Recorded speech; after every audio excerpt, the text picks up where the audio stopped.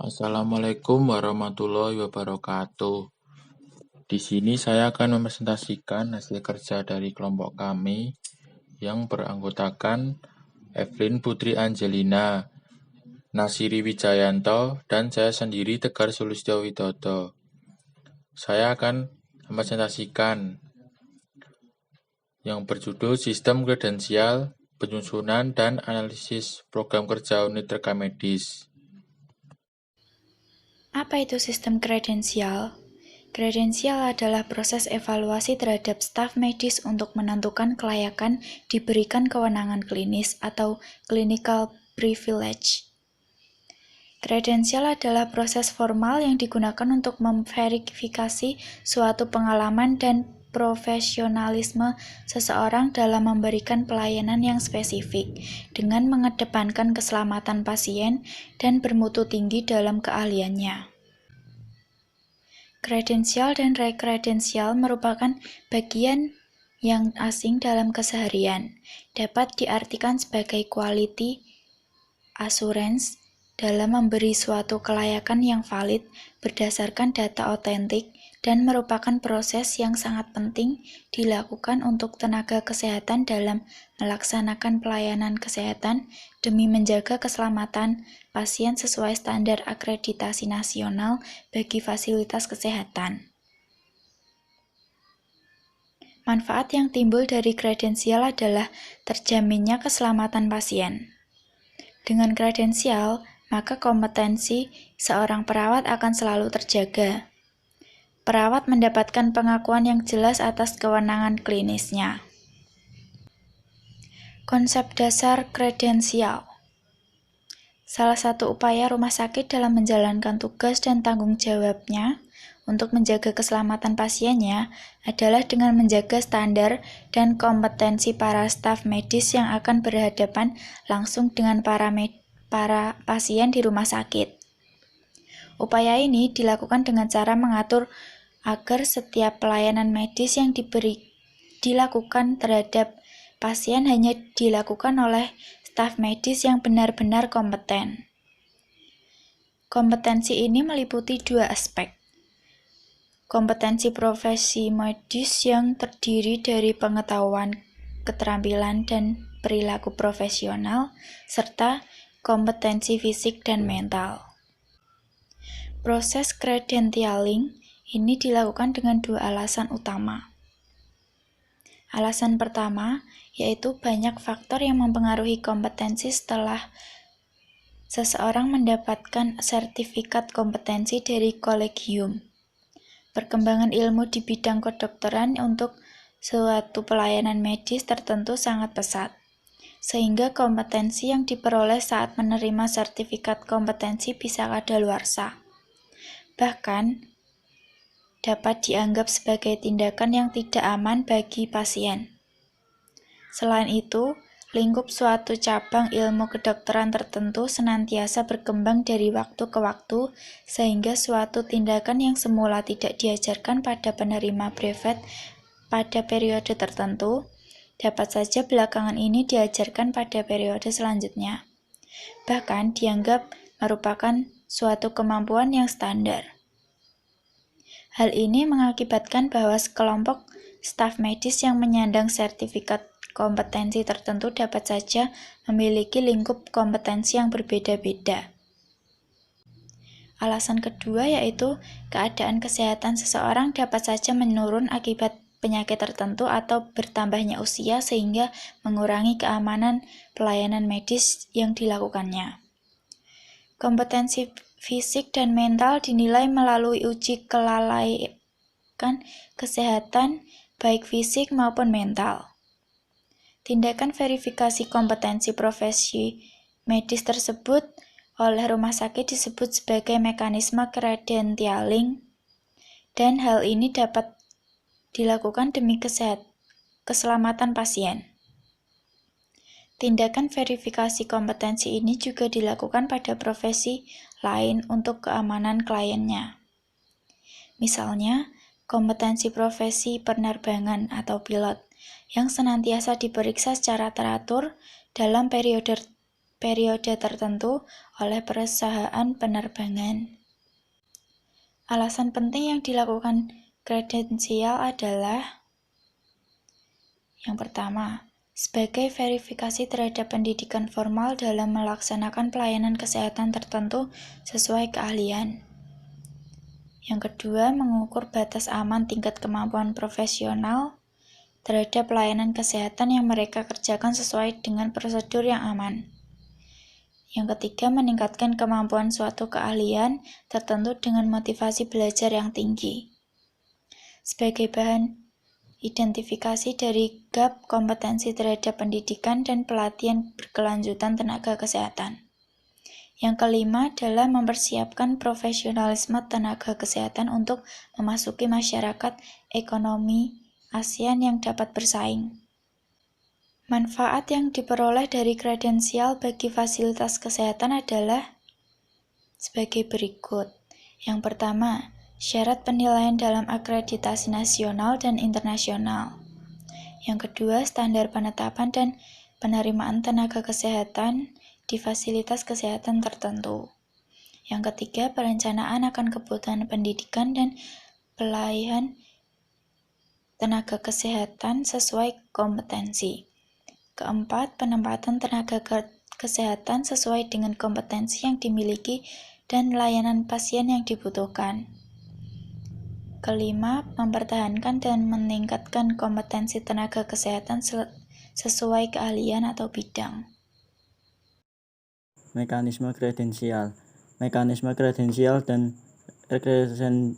kredensial di rumah sakit adalah tanggung jawab komite medik yang dilaksanakan oleh subkomite kredensial. Proses kredensial tersebut dilaksanakan dengan semangat keterbukaan, adil, objektif, sesuai dengan prosedur, dan terdokumentasi.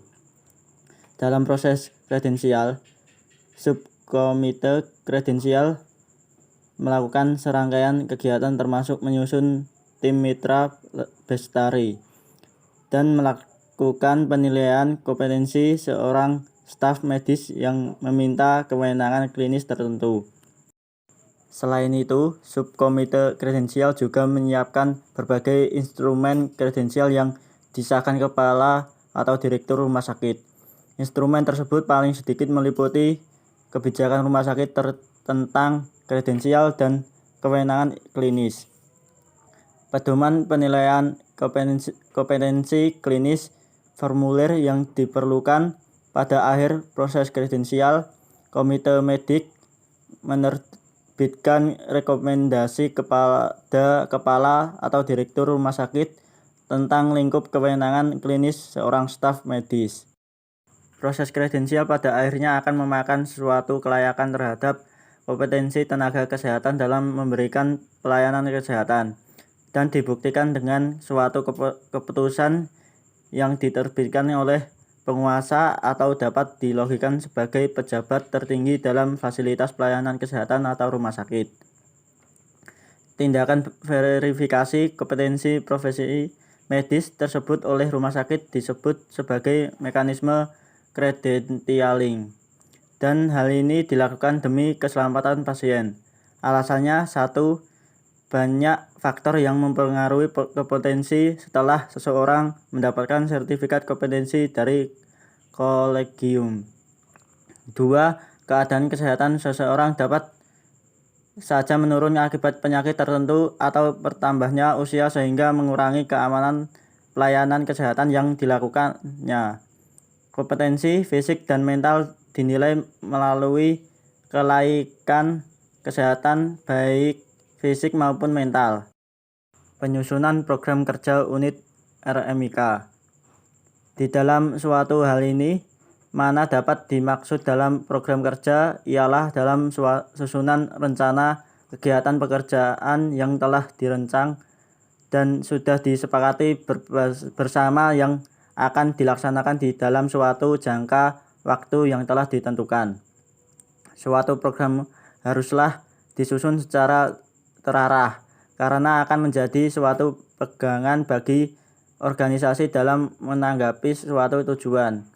Dan pada selain itu, sebuah program kerja itu sendiri juga bisa menjadi sebuah tolak ukur di dalam pencapaian suatu target pada saat akan melakukan suatu pekerjaan, dan pada hasilnya akan dievaluasi kembali pada masa akhir dari kepengurusan.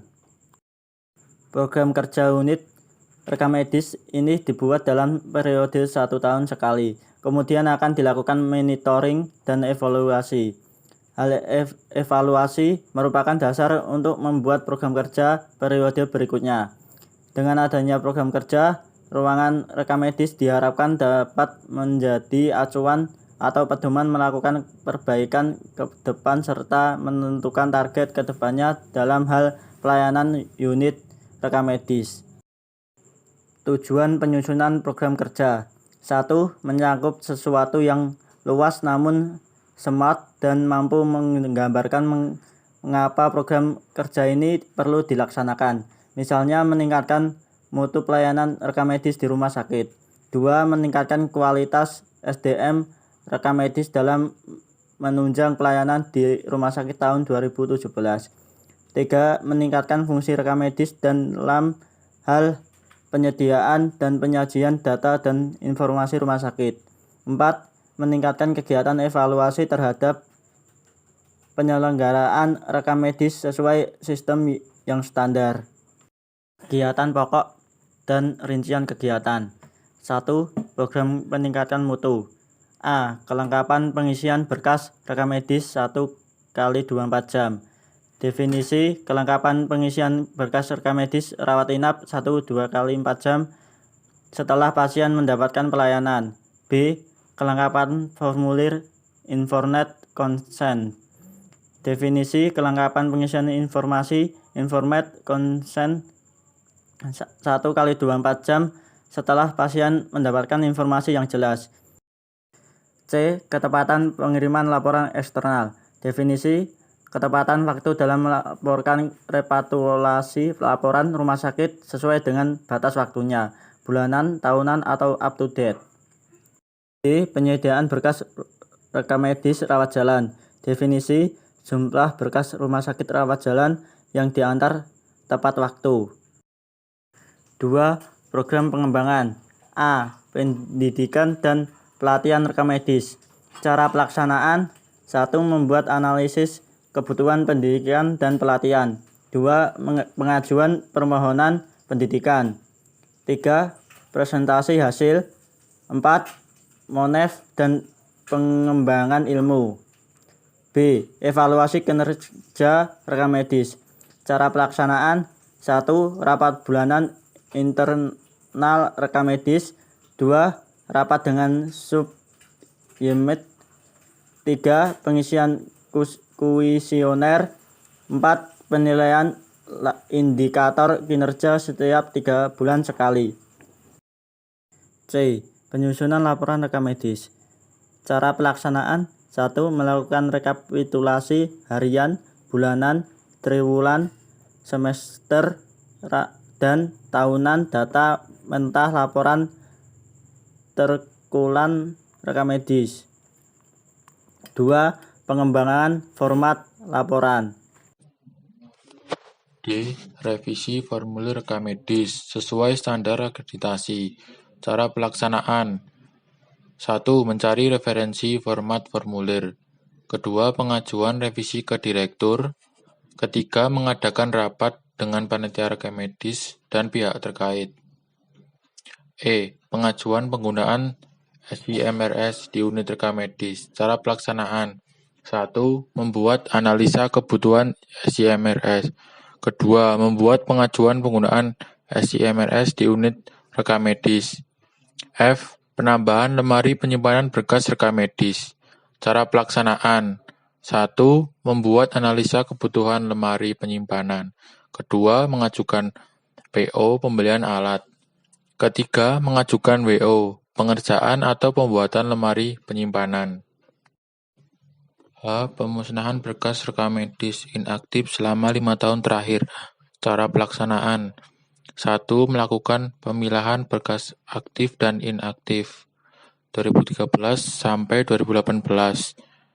2. Melakukan proses scanning alih media berkas atau foto. Ketiga, melakukan pemilahan formulir yang bernilai guna. Keempat, melakukan pemusnahan sesuai standar. Kelima, membuat berita acara pemusnahan. Gotong royong. Cara pelaksanaan. 1. Merapikan penyusunan berkas rekam medis di rak penyimpanan. Kedua, merapikan berkas-berkas rakitan yang tidak terpakai. Ketiga, menyapu lantai dan melap lemari rak penyimpanan dari debu. 3. Program manajemen. A. Program pengajuan RAP dan RKA. Cara pelaksanaan. 1. Pendataan rencana, anggaran, sarana dan prasarana. Unit rekam medis. Pendataan rencana kerja dan anggaran kegiatan. Pengajuan ke manajer dan direktur. Format terlampir. Analisis program kerja unit rekam medis. Program kerja unit rekam medis ini dibuat dalam periode 1 tahun sekali. Kemudian akan dilakukan monitoring dan evaluasi. Hasil evaluasi merupakan dasar untuk membuat program kerja periode berikutnya. Dengan adanya program kerja ruangan rekam medis, diharapkan dapat menjadi acuan atau pedoman melakukan perbaikan ke depan serta menentukan target ke depannya dalam hal pelayanan unit rekam medis. Program rutin. A. Rapat bulanan.